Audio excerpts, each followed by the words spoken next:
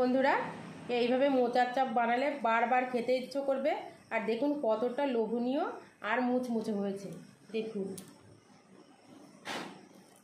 কতটা মুচমুচে আর কত সুন্দর, খেতেও সেই লাগে।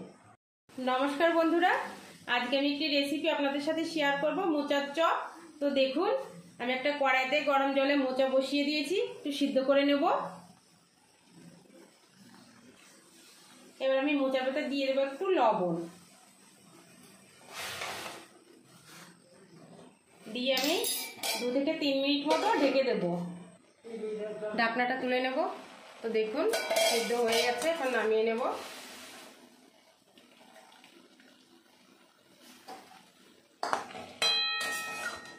তো আমি এবার দিয়ে দেব 1 কাপ চালের গুঁড়ো, 1 কাপ বেসন, স্বাদ মতো লবণ, পরিমাণ মতো হলুদ গুঁড়ো, গ্রেট করে রাখা কাঁচা লঙ্কা, আদা, রসুন, কেটে রাখা পেঁয়াজ,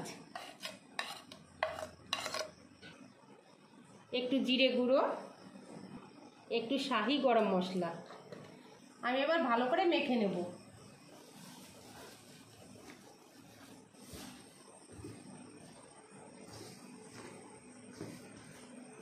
দিয়ে দেবো সামান্য পরিমাণে একটু জল।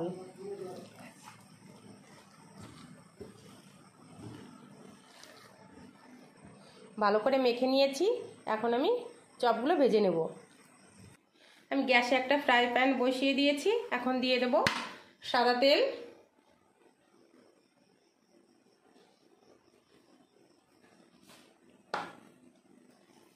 তেলটা গরম হয়ে গেছে, এখন আমি চপগুলো দিয়ে দেব।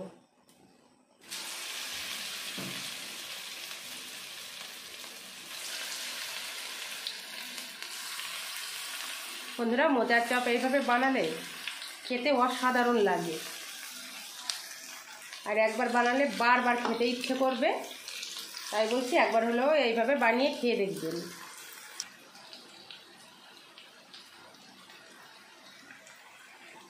এবার আমি একটু উল্টে পাল্টে নেব।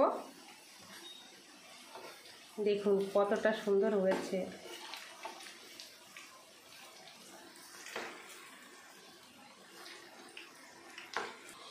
দেখুন আমি চপগুলো ভেজে নিয়েছি, এখন তুলে নেব।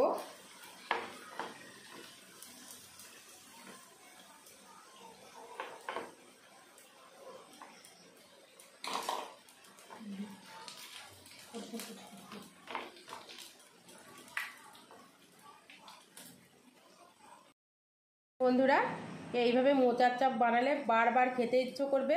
আর দেখুন কতটা লোভনীয় আর মুচমুচে হয়েছে। দেখুন কতটা মুচমুচে আর কত সুন্দর, খেতেও সেই লাগে।